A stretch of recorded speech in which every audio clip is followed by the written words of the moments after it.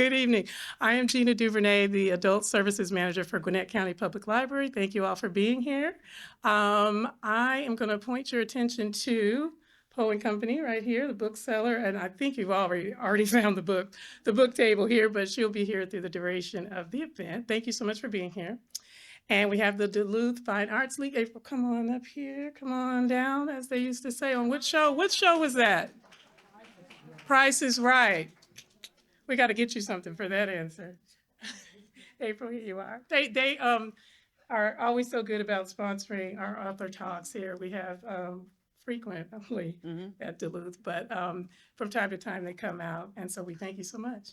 Well, thanks for having us. Yep. So hi, I'm April Woodard. I'm with Duluth Reads, which is part of the Duluth Fine Arts League. And we are so happy to be here to support our local Duluth Library and our local author that's here to visit us tonight. I want to tell you a little bit about us. We were founded in 2008 by former Mayor Nancy Harris and a group of people that love the arts. We are a 501c3 nonprofit, and we are committed to igniting passion and fostering creativity in our community.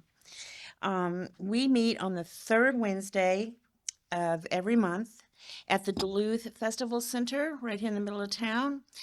And every month we have a fascinating art talk by an artist from our surrounding area. So it's always a local artist. We have great talks, demonstrations. We also do artsy smartsy outings as a group that we love for people to participate in. The fundraising that we do goes to support local scholarships. We give a scholarship to seniors graduating from Duluth High School that are pursuing the arts. And then we also help support our local middle schools with contributions to their art departments. This Wednesday, we're having a member showcase here in town. We have so many talented artists in our group, and we're having a member showcase at Nico's Wine Cellar from 6 to 8. So come have a glass of wine, enjoy a free art show. We'd love to see you there. We'd love for you to join us at our meetings. You can get more information back there at our table. Please help yourself to some refreshments, and thanks so much.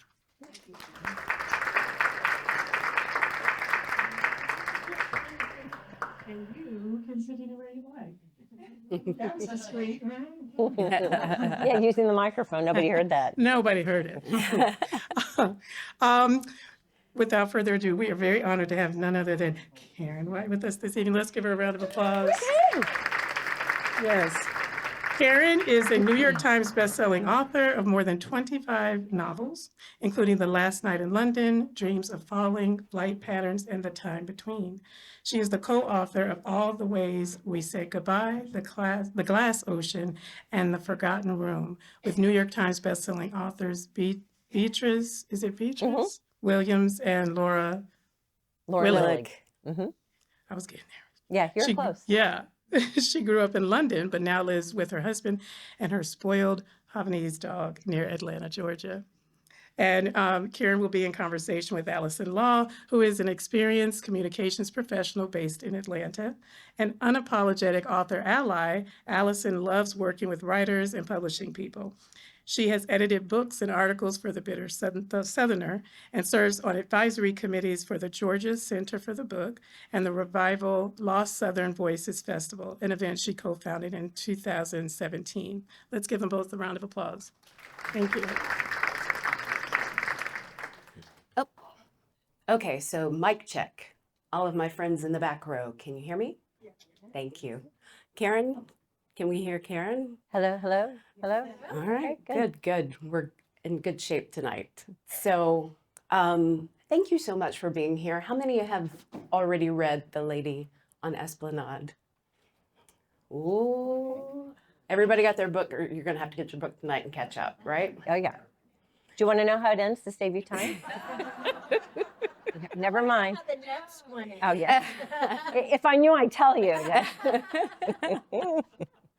Yeah, and this is the third book in a series. Yes. How many of you have read the first two books? The Okay. Shop on Royal Street, The House in Britannia. Britannia? Mhm. Okay. And it's Esplanade. I think I Esplanade. pronounced it Yes. correctly. And there's a song that I listen to over and over to remind me that it's Esplanade. Yeah. Yes. And I totally forgot right Yeah, off the I know. top I how know. to I say it pronounce the wrong way So, too. It's also praline, not praline, for those of you. Yes, yes, yes. Do we have anybody from New Orleans in the audience? Nolans? No? Oh, okay, good. Okay. So All right. So you know All what a right. neutral ground is and all that. pressure is off. Yeah. But I wanted to talk about first, you and I have some history in New Orleans. Mm-hmm. We actually met and spent time together for the very first time together in New Orleans. Yes. Do you remember It was a million years ago. Yep. And it was at SIBA, which is the Southeastern Independent Booksellers Alliance Conference. Yep. And that was really cool because they had lots and lots of Southern authors, lots of publishing people, mostly booksellers. And that was just, I mean, it was just a party. And it was in New Orleans. So, I mean, Yes. yeah. And do you know what our activity was when we met each other? You remember? Yes. Wasn't it a member of the Rolling Stones? And we were doing a, yeah, there were celebs there too. And we were doing a, is it a trivia thing or? Yes. We were doing team trivia. Yes. And I did And I'm poorly. And I was quizzing really, her now, and she's like, oh. yeah, yeah. I do remember that. Yes. And I should have done better than I did. But it was confusing, you know, where you have to like guess, like, you know, each question you have to assign points to how well you think you're going to answer it. And if you screw that up, even though you know the answers, you're still going to lose. Yes. Which really upset me. I knew that 'Cause I'm of very all of the competitive. facts of that night, that would be the one that you lost. We lost because of math, folks. That's what it was. When Yeah, you play pretty trivia, much. you have to like decide how many points you're going to give. Right. And even though Karen and her writer friend Susan Susan Crandall, and I was just at her house 2 nights ago. were you? Okay. In Indiana. And then our other friend, Kat Blanco, who Mm-hmm. used to own the Book Exchange in Marietta, for those of you who've visited out there, we were all in this team together and we did great all night long. And Karen generously bid so that the drummer from the Doors, It was the drummer from the Doors. That's right. close, John Densmore was on our Yes. team. The final round was all about Doors trivia. So we thought we had it locked, right? Well, we did. We got every single question right, thanks to him. But we had forgotten to give that round the most points. Points. Yeah. So it was an upset that we're still talking But about. personally, I consider it a win. So Yeah, it that's was what a total counts. win. It was a total win. But I wanted everybody to know, like, that was our first introduction. And you were so much fun. You were so generous. You remember? I looked it up. I had to look up the pictures. What year? It was 2013. What? 12 years ago. Yeah. Wow. We were babies. Yeah. Yeah. But so yeah, New Orleans. Yeah. Is it true that you were going to set Melanie and the Trad Street series in New Orleans originally? Absolutely. So has anybody here read the Trad Street series? Okay. Well, look So at- that was my original series. And that all came about with, I started writing my, Southern women's fiction, which is kind of what I'm known for. And I was growing my audience and everything was really, really great. And then just because I started reading, by reading the Nancy Drew series, that was like the first books I remember reading as a young girl.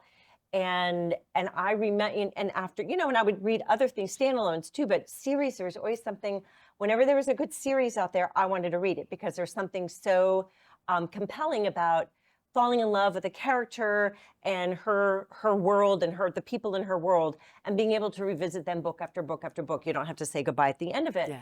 So around 2005, I had come to the conclusion that I still wanted to write my standalones, but wouldn't it be fun to write a series? And I knew all I had to do was come up with a character who was compelling and strong enough that she could carry, and I say she because all my protagonists, I have male characters, but my protagonists are always female because I grew up with 3 brothers and I'm sorry, I see some males in the audience. Forgive me for saying this, but males aren't that interesting.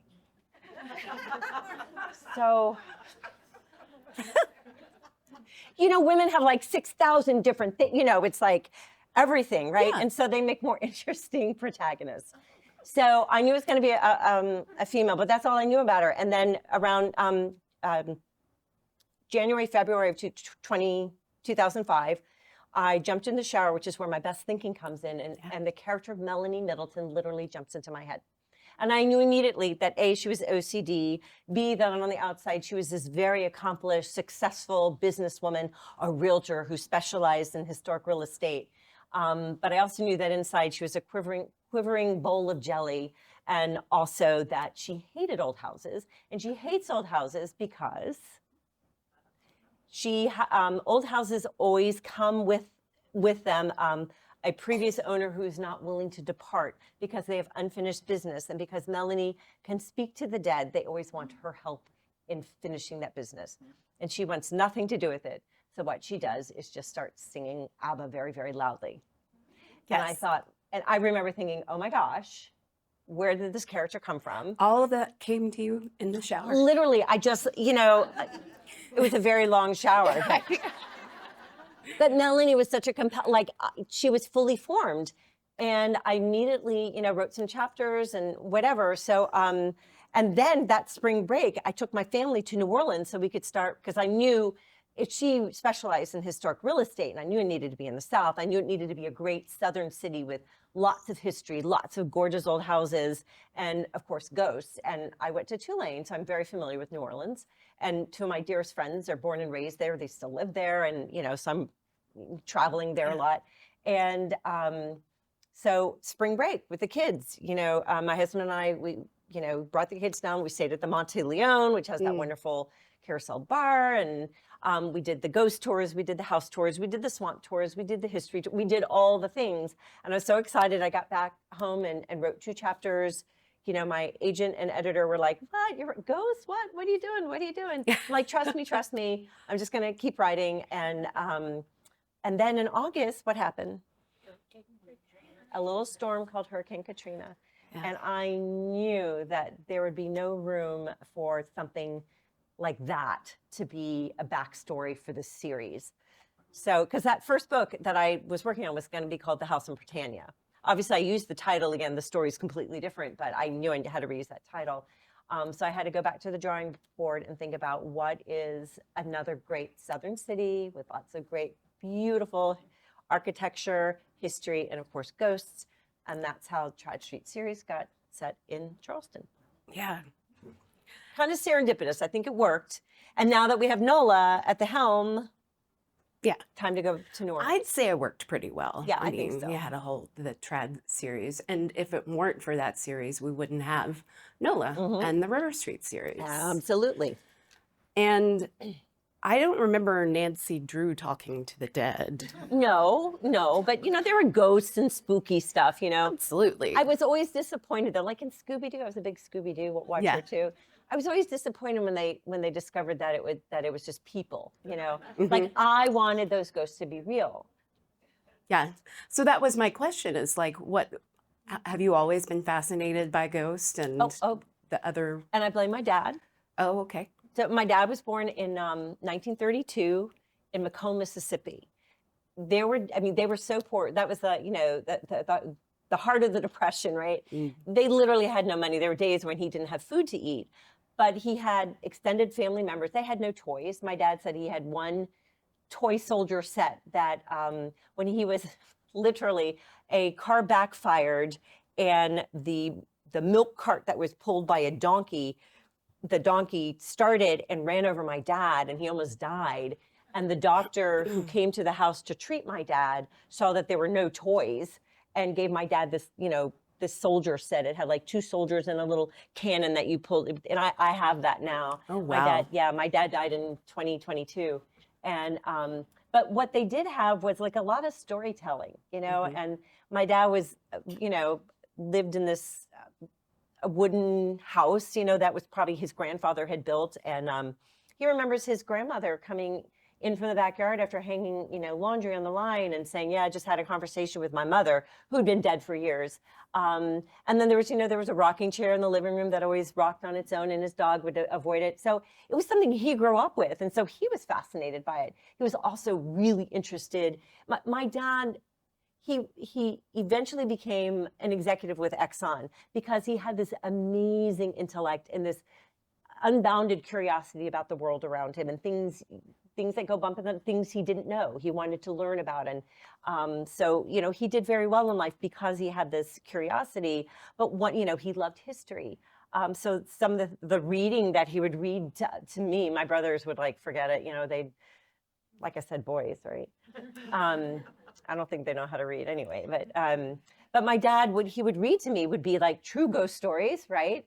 Or like, you know, Winston Churchill's memoirs of the Second World War. So, you know, that was my, you know, my learning at his Yeah. knee. So I've always been, did I ever want to see a ghost? No, because I'm a scaredy cat. Yeah.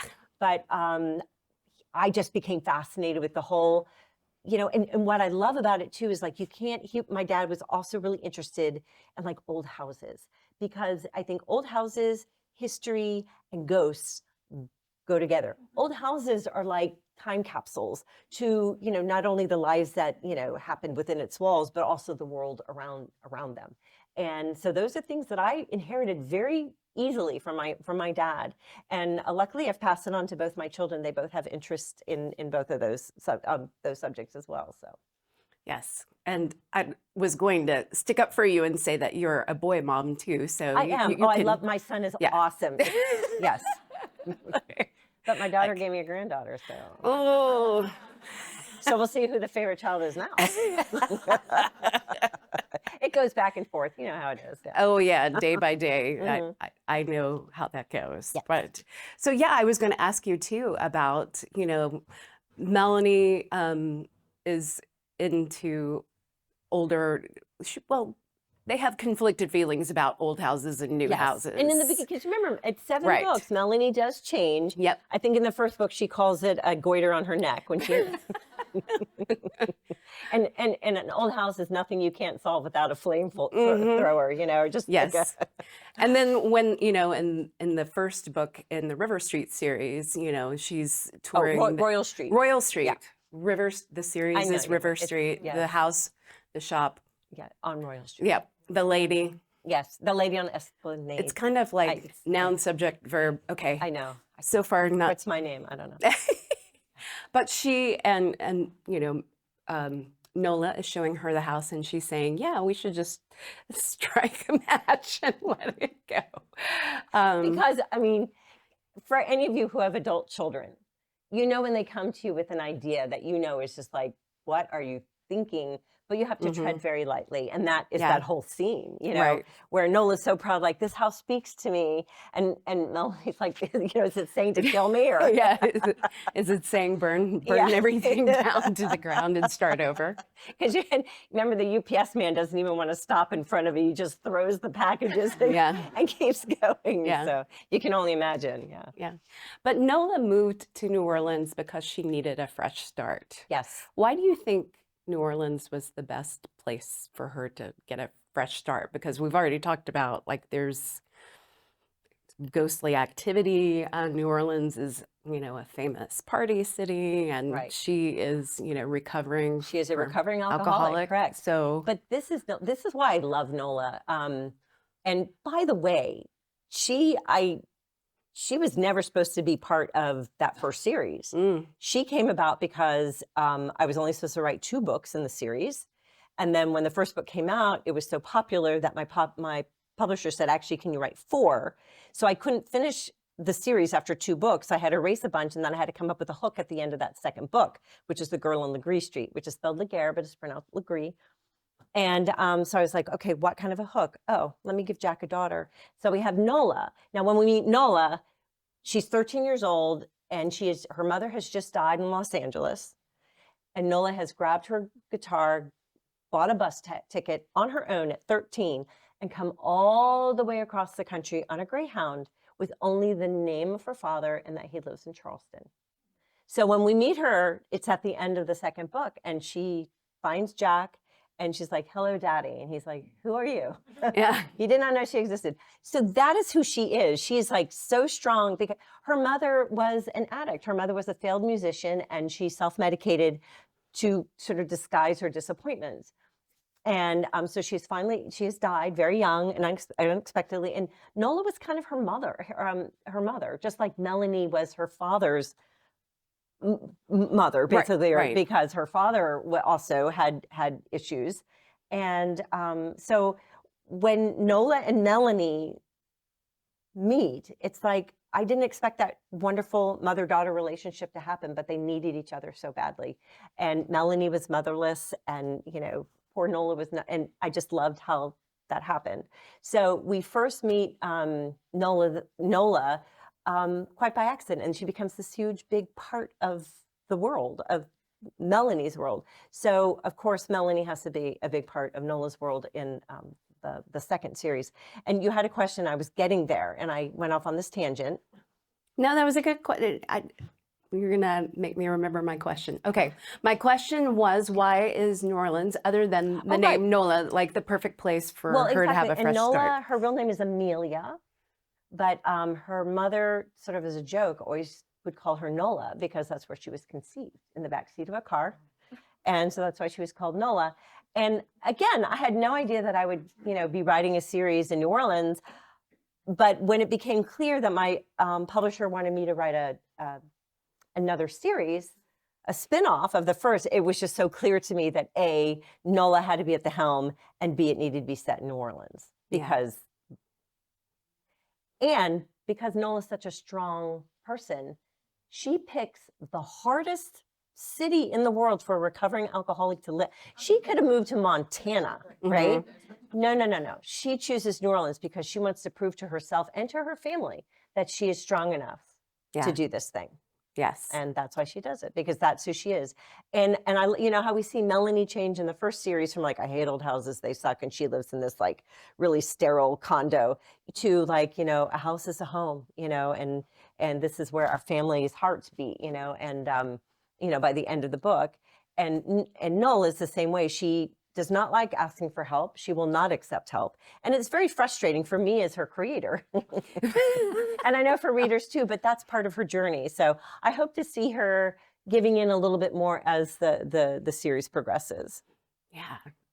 Well, thankfully you have given her like the Laverne to her Shirley. Yes, I mean, Jolene. Yes, her guardian angel there. Yes, I mean, Jolene is the best friend we all wish we had. And let me just tell you how she came to be. Because can you tell I don't pre-outline or plot or anything? I just kind of wait to see They what just show happens. up in the shower or No. on walks or, yes. Well, in that scene where Nola is showing Melanie this house that she's fallen in love with, and Melanie is like, oh boy, they're in the kitchen, and we hear the front door of the Creole cottage that she's wanting to buy. We hear the front door open, and then high heels tapping across the floor, and then we hear glass breaking and a woman screaming, and that's the end of the chapter. And I'm like, I wonder who that was and what just happened. So when I'm starting the next chapter, I'm like, okay, maybe Nola needs a best friend. And there's Jolene in flaming red hair, and she opens her mouth and she sounds just like my cousin Gwen, who's from Greenwood, Mississippi. And like all of her little sayings and everything are just like my cousins in the Mississippi Delta. And I'm just love Jolene. She is just, yeah. And you'll see a lot more of her in this book and also in the fourth book. Ooh, the fourth book. Yeah. And she could do her own spin-off series, She is. She has such a strong voice. And a big family. Yeah, she does. Well, she has the Mississippi family, so that kind of mirrors and her grandmother, cousin who's a funeral director. Yeah. Who only drives cars big enough to put 7 bodies in the shovels to bury them. Yeah, because that's almost a character too. It is. Oh, yes, for sure. The Bubba, car, Bubba the car. Yes, I keep wanting to call the car Betty. I don't know what that is. Ooh, So that could be the next car. it could be the next ghost who shows up. The only giveaway because we talk about the car in the second book, but Jolene's grandmother in Mississippi, one of her clients, has paid her with a 67 red convertible Mustang because her husband wanted to be buried in it. And after her husband died, she's like, I'm not paying for that. So she pays for the burial, just the regular burial with the car. And the grandmother's like, I cannot put the 7 bodies in there and the shovels. So she gives it to Jolene, and Jolene has Bubba. So she's like, Nola needs a car, even though she's a terrible driver. So that car is sitting outside Nola's house in the second book. So You have such an ear, Karen, for dialogue creepy? Oh. and well, yeah, you can do creepy too. yeah, But I was just thinking about all of the Jolenisms and colloquialisms. Like how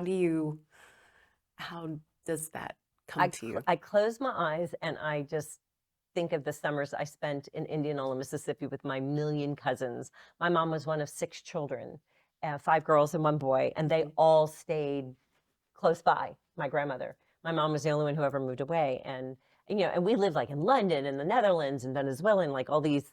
So they were like, you know, like, oh my gosh, they're in town. And so it was this big, you know, event when we were there. And all the extended female family members would gather around my grandmother's kitchen table and just do their Southern girl talk. And, you know, those are the voices I hear when all my characters, but Jolene is like, I really get to go overboard with her, you know? Yes. Yes, you look like something that the cat dragged under the porch, you know? It's like, I love things like that because they've been said about me. Yeah. So, I think another thing. bless my heart. Right? I think another thing that I love about your books is how you use humor too. Mm-hmm.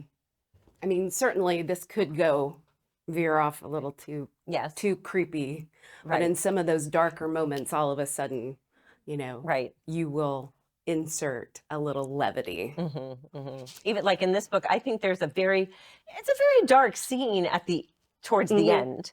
And then there's some dialogue I fit in between Bo and Nola that there's like a joke, you know, and it's like it's a ha-ha thing that's a very big stress reliever. But I think I'm a huge believer in humor. My dad had a huge sense of humor, and my husband too. And it's just it's what kind of keeps you going, right? Mhm. And I think, you know, because life can be hard and dark, and you know why, you know, and even when you're reading something dark, it doesn't have to take you all the way down. I think it's okay to bring you back up. Yeah. And because that's how I like to live my life, you know. Yeah. I think that's how life is. It's, you know, 50-50, right? Mm-hmm, mm-hmm. Well, I will say there are at least 2 love triangles Yeah. in this story. I don't know where that came from. And one of them, everybody here probably knows, is the relationship between business partners, Nola and Bo. And then there's also Cooper. Well, for those who aren't familiar, will you tell who these, you know? Yeah, so Cooper is from Cooper Ravenel. He's from Charleston, and that's how he is the older brother of one of her best friends. He went to the Citadel, and he was her first love. And then, you know, he graduated and he got a job in California, and she was, you know, still a young'un, and he just broke it off. But now they're both grown up. And he now has accepted a job in New Orleans and has moved to New Orleans. So there's that. Yep. And then there's Bo, who we've met in previous books. And we also met him. He was in school in Charleston at the School of Design, and it's where they learn all the building arts, I think. Yeah. Which is a really cool thing. And he was working at Nola's grandparents' antique store, Trenham Antiques on King Street. Yeah. And just annoyed the heck out of Nola. So, Yes. because he's so bossy, like she's not. Well, I think that's why they kind of butt heads. Oh, though. absolutely. They have a lot of things in common Right. that they're not willing to admit. Except he also has the gift. Yes. Yeah, that's the thing that was really interesting to me too. The people who, number one, as I'm reading this, I'm thinking these people are just really comfortable with all of these ghosts and they just completely accept, oh, there's wet footsteps from a ghost showing up. And if you buy this house, you know you're going to have to live with Sybil, who was Right. murdered here. And like, As you do, yeah. yes. Do you feel like that is just part of the culture down there when you live in a haunted city like New Orleans? I think, you know, so Nola is not surprised by any of that. I mean, because she lived with Melanie for 9 years, right? Right. Before she moved away. So she's used to it. And then Bo, anybody who knows Bo knows that he has the gift, you know? So that's not such a surprise, I guess. And Cooper has known Nola and Melanie for a number of years. So they're all familiar with that gift. Yeah. Although Melanie doesn't call it a gift. Yeah. Is that all under psychometry? Because you introduced that term So in this book. psychometry is something that Mimi, Beau's grandmother, has. And that's where, you know, you've heard people can put their hands on something and be able to read from that. Yeah, so that's all kind of related. And if you notice in Beau's family, each one has a different kind of gift. And some don't have any. It's definitely a hereditary thing. So. And I also like what you read because all of these things that we've talked about so far, and especially in the setting in New Orleans post-Katrina, are all kind of starting to weave together, and we're starting to see in this book that people are really still reckoning with what happened, which I can't believe it's been 20 years since I know. Hurricane Katrina as someone who was alive when that happened. No, I know. My friend's mother, in her house, she has a watermark of how high the water, and she will not, like, you know, she wants that to be a reminder because it's something you don't ever forget. So. And they all have, the people who do have these psychic abilities have different coping mechanisms. You mentioned Melanie likes to sing ABBA songs to drown out the voices of the dead who are trying to communicate with her. Beau has a rubber band that he tries, but he really is in denial. Why do you think? His mom, everybody knows that she has the gift and this is hereditary and that he has the gift. Why do you think he's in such denial? Because he's really angry. She left. You remember his sister was kidnapped right before Katrina, and his parents. And again, you find out more about what happened. But so his parents both left to go find his sister, and left him in the care of his grandmother. And he is so angry because they abandoned him. So he doesn't want to hear what they have to say. Yeah. You know, he's completely shut off from any contact because they abandoned him. Like, how dare they, you know, still, but, you know, and where's his dad, right? Because we only see his mother's footprints. Yeah. Sorry. People are still unaccounted for. Yes, still. In this story. Right. And so there are people who are still looking and still hoping that they're somewhere out there. And then there are people who know that they are gone, gone for good. And I think that in this, there's a scene where Beau is talking to Nola and he says, "I'm afraid of what I'll find out after all of these years. I've been telling myself a certain narrative, finding out the truth. I might discover that the narrative doesn't match and that I've been lying to myself for a long time." And then I thought this was interesting that Nola would say this in return to, we all lied to ourselves about something. Yeah, makes life easier. Sometimes it's easier not to have to face the hard stuff. Yes. Yes. And I thought that was rich coming from her, who tells herself a lot of stories She does. about her relationships with Beau and with Cooper, what is and what isn't happening in her life. So I think that's a really interesting theme that you explore in this book. The stories that we tell each other, the stories that we tell each other to get through. Right. Because this book does have like the ghost stuff, and you know, and that's definitely different than from my my regular everyday, my standalones. But these books are still very much character driven. The ghost stuff and the mysteries are still secondary to the characters and their relationships and their stories. And that's why in the beginning, when I first started with that first series, originally my editor was saying, we might have to change your name on the cover because your readers might not want to read the ghost books. And then after she read the first book, she's like, this is still very much a Southern women's fiction book. You just have this extra, this is just part of Melanie's personality. And that's why, I'm very fortunate because my readership did gravitate towards the other, and then back and forth. So it's been a good thing. So yes. Shall we talk about the cover now? Yes. It is so pretty. The colors just pop. I love it. It's absolutely beautiful. But I remember when I zoomed in, Did you see something? There was a little surprise on the cover. Have you all got your books? Have you looked at it? Really, I mean, you really have to pull out your magnifying glass. I need my big readers. But I need to tell you the story behind that. But I was like, is that what is that what I think it is? It's a creepy baby doll. Okay, good. It's the creepy baby doll. So I was very fortunate. They hired an artist. They've hired an artist to do the covers for the whole series, which I love because I love speaking to an artist and, saying, like, here's the scene where I describe the house and, this is what I picture, da, da, da, da, da, da, da. And then he does a sketch. It's black and white. That color comes after we agree on everything. And when he first did it, he had put a Raggedy Ann type doll right here on the driveway. And I looked at it and I'm like, that looks like a child who's been run over by a car. Like, can we not have that on the cover? So he moved it over here. It's a different kind of doll. And he just kind of It's on this first step. on the steps, next to the porch. It's very creepy. You have to really look because it is dark. Right. But the doll does play a prominent role in the book. Very big part in the book, yes. And she's not evil. She just has a message.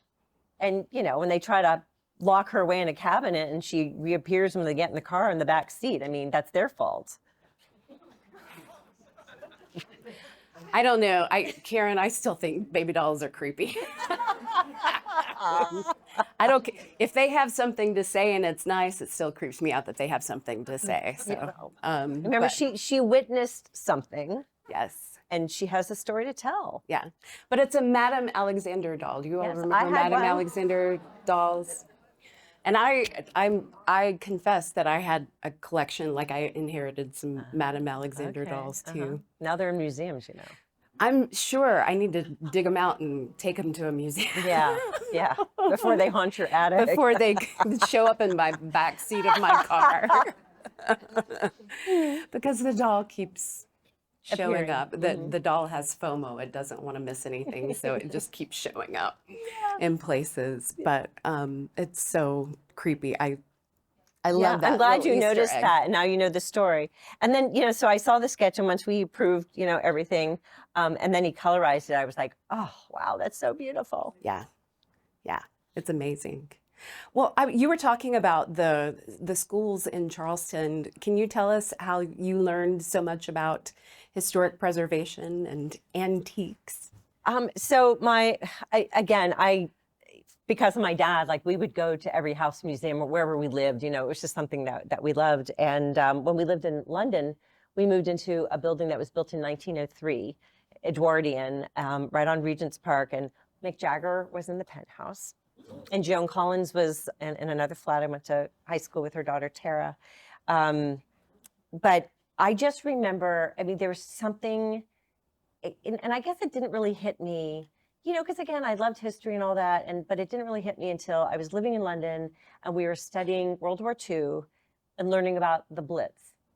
And for those of you who don't remember, the Blitz was basically nightly bombings for like 90-something days by the Nazis during the war, where every night the sirens would go out because they would wait till nighttime because they, so they wouldn't be shot out of the sky. And they would just, bomb certain parts of the city. So the air sirens would go off and people would have to leave, get out of bed and go to the shelters or whatever. And I remember lying in bed and thinking, oh my gosh, this building has witnessed so much. World War I, and now World War II. The person who slept in this bedroom would have had to, find shelter during an air raid, air raids. And there's actually, I remember when we moved in, my brother's rooms all had this beautiful leaded glass windows. Yeah. And mine was faced a different part of the building, and it was just plain. And I remember asking the porter, why do I have plain windows? And he's like, well, during, there were nearby bombs and they were shattered. And when they replaced them, because it was wartime, they just did the easiest, cheapest thing and put just plain glass there, and there they remained. And that's when it occurred to me that these old and there were mahogany doors like this and beautiful brass fixtures and tall ceilings with the ornate. I mean, it was just stunning, and the leaded glass, windows. What are they called? The ones that you. The little cranks or It's called. It's a.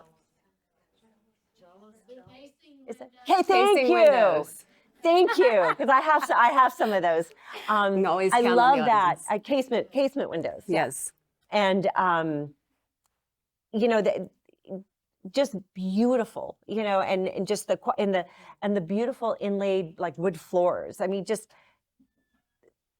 the quality of workmanship and all of that. And I remember thinking, my gosh, this really is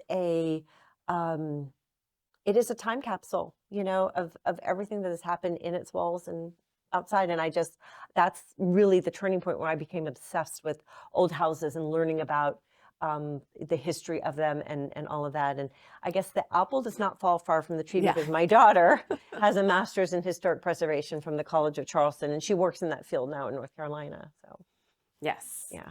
It is generations. Yes.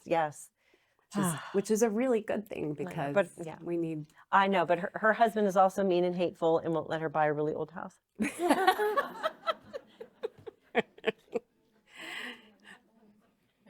Okay, so I have a bunch of questions that I can ask here on my little phone. I'm not looking at TikTok. These are my I questions. was wondering. So, Yeah. yeah. Just so you Appreciate know. that. Mhm. But I want you to get your questions ready for Karen as well. Don't make him too hard. Don't make them too hard. And also, I mean, I know this is a series, and so not everybody's read, all 3 of the books yet. So let's, try not But to I do did want to interject. When I big write each book, spoilers. Yeah. I do write them so that you could read them out of order if you so choose. Yeah. But why would you? Again, these are character-driven books. So kind of understanding where the characters have come from kind of makes it flow a little. But as far as plot and everything else, you will be caught up at the beginning of each book, so that you're not like what's happening? Yeah. Well, I'll leave you with one question while everybody out here is getting their questions ready. Tell me what a research trip looks like in New Orleans for you. Bourbon at 10 o'clock in the morning. Okay. Writer's fuel. Yeah. Yeah. I love staying in an old hotel, and there's so many. The last time I stayed, like I've done the Monteleone many times because it is so historic, and also there lots of famous writers have stayed there. Tennessee Williams and Mark Twain, and it's a really cool place on Royal Street. Very haunted as well. But this last time I stayed in the Hotel St. Vincent, which used to be a convent. So what they have done, they were going to tear it down. It was a convent and a school, a parish school, and a church, of course. And they have converted the entire thing to this hotel, and it's a wedding venue, and it's absolute. And they have, I guess, where the nuns were, they have an ice cream shop, and it has a really cool, fun name to it. I can't think of it, but super cool. Yeah. And just the way that they have, reimagined it as a hotel is really super. So I find that, because that really gets you into the vibe of a neighborhood, and also learning the history of how that renovation came about. That's fascinating. And then I hang out with my friends, and we, because my friends are from New Orleans. So if we want like a po' boy, they know the off the wall places to go get them where the tourists would never be. And I never go during Mardi Gras. If I do, I've been there. I guess the last time I went during Mardi Gras, one of my best friend's brothers owns a condo that's right on the parade route. And so we didn't stay there, but that's where we watched the parade. It's very safe and sanitary, and it's nobody's throwing up on you, Cooper had that. He was going to sublet Yes. the appointment, Yes. the apartment on the parade route in the Yes, book. So, exactly, yeah. because that's a big thing, and so yeah, that, and I'll go to museums. I'll do tours. I'll do house tours, museums maybe that I haven't been to before, and just really sort of be a tourist. And I definitely have to do it. I do a ghost tour every time I go. Yes. Yeah, you always learn something new. And love walking tours. By one of my friends is a licensed guide in New Orleans, and so she'll do I'm like, yeah, I want to write about the Marigny. neighborhood, which is where Nola is building her house or renovating her house. cottage, yeah.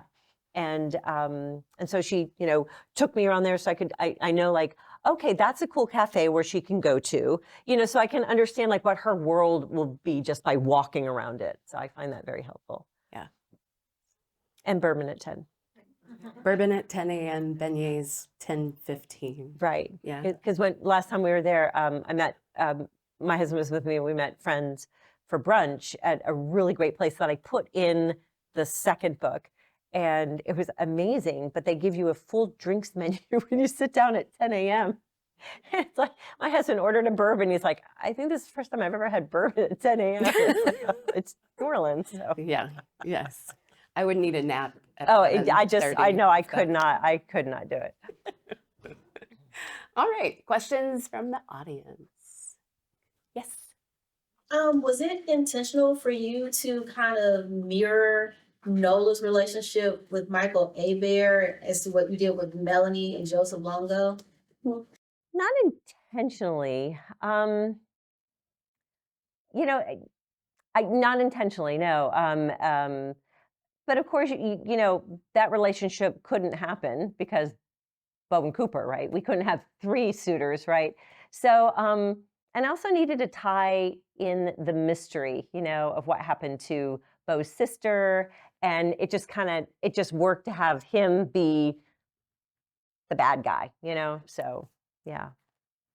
Because Mark Longo, I guess, it was his own selfishness trying to, find the secret in that house, whereas Michael was really just trying to do the bidding of his family. Yeah, so a little different, but yeah, he better not come calling again. That's all I'm gonna say. That's a good question. That's a fan question for sure. Mm. Anybody else? Question? Yes. I'm wondering about you writing. Do you just work on one book at a time, or are you sort of doing like 2, getting a?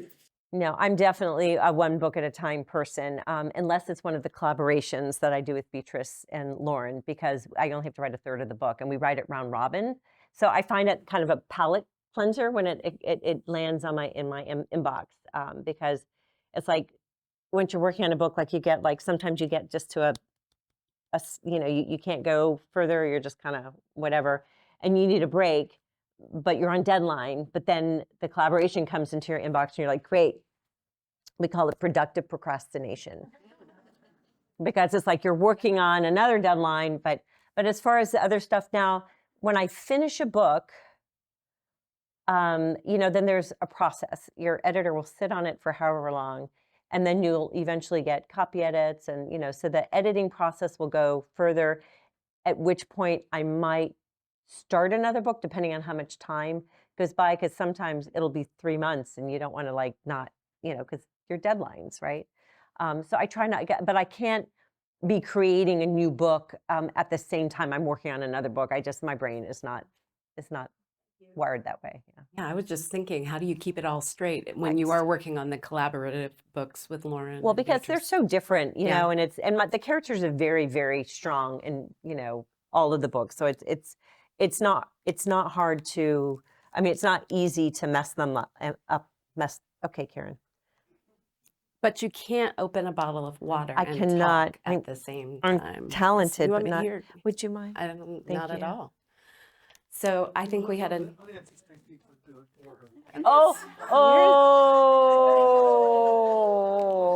This is why we need men. Thank you. Nothing uninteresting about that Thank at all. you. Thank you. Thank you. All right, I saw a hand over here. Yes, ma'am. So many.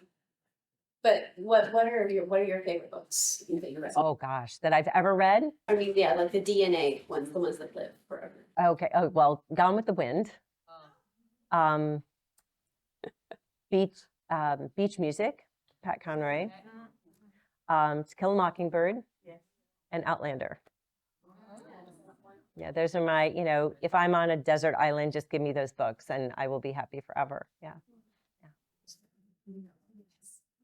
Okay, I am an aspiring artist, so want to get started. So I want to know like your beginnings. when did it start for you? Were you always a writer and just eventually start doing books? Or were you just like one day wake up, you know what? I'm bored, let's start writing. Where did you start? Okay, you're not going to want to hear this. So I never wanted to be a writer. It was never in my plan at all. And the reason why, I mean, loved reading, loved reading. You cannot be a writer without being an avid reader. And growing up, I always had my nose in a book, always. And then, but back in the day, not to date myself or anything, but, I remember in 5th grade, in writing class being told, okay, I want you to write a 5-page mystery story by the end of this period. And I would be like, I would get so excited because in my head, I would have this amazing story, beginning, middle, and end. I mean, I could come up with a story, right? But my handwriting was like, my handwriting could not keep up with the idea in my head. And it would just be frustrating because I couldn't tell the story I wanted to do because by the time I'd get to one place, I'd forgotten what the next thing was. And then I'd just start writing really, really big and I get to the end of it. So my teacher would always say, would give me an A in content and an F in penmanship. So I learned to hate writing. Yeah. I just found it so frustrating. And when I eventually learned how to type in high school, it was too late. I'd already learned like writing is not for me. And even though, because I played piano, so I had good hand-eye coordination, and I learned on a manual typewriter within the first week, I could type 88 words per minute. You remember that? Yeah, but I had really strong fingers because you had to push that little sucker down, Yeah. But by then it was too late. It was just, I had and then for high school graduation, I got an IBM Selectric. Ooh. Please tell me you still have it. I donated it to my son's kindergarten class because they wanted to, the things you do, right? Yeah. So I never wanted to be a writer, but my teachers would always tell me, because, I had to take writing classes. And my teachers were always saying, you should be a writer. And I'd be like, oh, God, no, I would just, I was a business major at Tulane and I still had to take, my prerequisites included creative writing. And I did really well in those classes, but I hated every minute. And, so then when I was, I worked in the business world, got married, worked in the business world, had 2 children, and I was a stay-at-home mom. And I started reading the Outlander series, and I read the first 3 or 4, however many were out at the time. And I had the worst book hangover. I could not pick up another book to read. I was just stuck in Scotland with Jamie and and Claire, but mostly Jamie. And it was terrible because, an avid reader, you always have stacks of books everywhere, some from the bookstore, some from the library, some that friends have given you. And you're just like, all these books, you can't wait to, and I could not pick up another book. So I'm like, I'm just going to sit down and start writing a book I'd want to read. And I know I'm just going to get bored and tired of it within the first 2 pages. Instead, I wrote a book. I don't know how, I just sat down and started writing. And that's still how I write my books. I don't pre-plot or whatever. And I'm like, well, great. What am I going to do with it now? And at the time, it was a time travel set in Roswell and Civil War Roswell, because I'd been going to battle reenactments and things like that, and really studying the history. And I read General Sherman's memoirs, and I was just fascinated with how that happened and all of that. And even the military stuff I found fascinating. And I read stuff about Abe Lincoln, and the whole time period was fascinating to me. So I did all that research and I wrote that book, and I was like, okay, great. What do I do now? And you remember CompuServe back in the day? Oh gosh, They, yes. Yeah, they had a writer's forum, and Diana Gabaldon was like a leader. And she mentioned she was going to be a finalist judge in a writing contest. I'm like, well, I'm never going to win, but you would get a written critique from her if you got to the final round. So I'm like, you load in you send your floppy disk and your $35 entry fee. And I'm like, if that's, mailing just the postage and the flop, that's it. I'm not going to get anywhere, but, I'm not going to be out much. So, I ended up winning the contest. So I got a critique from her. And also the finalist judge was a New York literary agent, and she offered to represent me. And that's how, yeah. So that kind of how I got started. That's how it happens for every writer, I've Right. heard. Yeah, right. Yeah.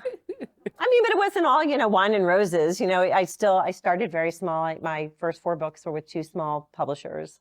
Yeah. And it wasn't really until I went to Penguin in 2003 or 4, I guess, that my career really took off. So, Well, what I've always heard is you just have to write the best. I mean, obviously, you wrote the best book possible for you at that time. right. And I was not paying attention. It was first person point of view and a time travel. Like, unless your name was Diana Gabaldon, you did not write time travel. Okay. It was not something. Mm-hmm. And even the agent who, made it the winning entry, she even said, I groaned when I saw it was first person and really groaned when I saw it was, Civil War time travel. Like, she's like, but it's such a good book. And I'm like, and that's the thing, you're right. If it makes your heart sing, then it's going to do the same for somebody else. So, don't pay attention to trends, because trends come and go. And, if you write a really good book that you find compelling, then other people will find it compelling as well. So. Did you ever publish it? Yeah, every single book I've ever written has been published. What's the title of that one? That was In the Shadow of the Moon, but it was sold to a small publisher, and they only printed like 3 copies. But Penguin then later on, because the rights had reverted back to me, I sold the rights to my first 4 books to Penguin, and then they republished them, and they did very well. And actually, one of my 3rd book actually hit the New York Times after it was republished, which was really funny. But so it's great. So every book I've ever written is still in print, and you can get to this day. But Penguin put my first 2 books, that book In the Shadow of the Moon and Whispers of Goodbye, into a double volume called Spinning the Moon, that you can buy today. Yeah. Do you have that by any chance? Okay. Go back to Milton. It's only an hour through traffic. Yeah. Yeah. Well, it's a little tough for Kate, our bookseller, when you have written 37. I know. I'm so sorry. books. I know. I apologize each 37 time. books. Yeah. You can charge your chiropractor fee to me. Okay. One more question? One more question? But I won a contest, Spinning the Moon, on your website. Oh, okay. So I read that story. It's really good. Oh, good. Thank you. Thank you very much. I still love those stories. They were, I'm still proud of them. Yeah. Yeah, it should be. Yeah. What do you do with the words that don't make it through being like your editor says, like these 500 words aren't going to work, or these 1,000 words are not going to work? What do you do with your words that don't go into print? Never had that. Yeah. Maybe I'm just like, I put my foot down. I'm like, you know what? I've written how many books? and how many times have I hit the New York Times bestseller list? So the words stay. Honestly, I've always had really great relationship with my editor, because sometimes like I will know that there's something not working, and she won't tell me how to fix it. She'll just put the spotlight on it saying, it just reads slower. It doesn't, I think you're going to lose your readers here because the pacing is really slow. And that's all I need, is for that spotlight to be there. And then I'll read through it and I will see exactly what she won't tell me where. She leaves it completely up to me. And it's really for the betterment of the book. And I'm very lucky that my editor has never wanted to be a writer. It's editors who want to be writers that you have the problem with, because they're like, oh, I would change this to this. And, my editor never tells me what to change. She just says, this is slow, you figure it out, kind of thing, which I like, because I'm very proprietary, I guess. Yeah. I think it's an important relationship Absolutely. to have, to figure each other, navigate each other. And this editor and I, we've been together since 2004, I guess. Yeah. Karen White, I adore you, and I thank you, love this Allison. book too. It's kept me up late a Yay. little bit this month. So Yeah, sorry. sorry. Yay, not Allison, sorry, thank but you very much for the great question. Thank you for Appreciate being it. here.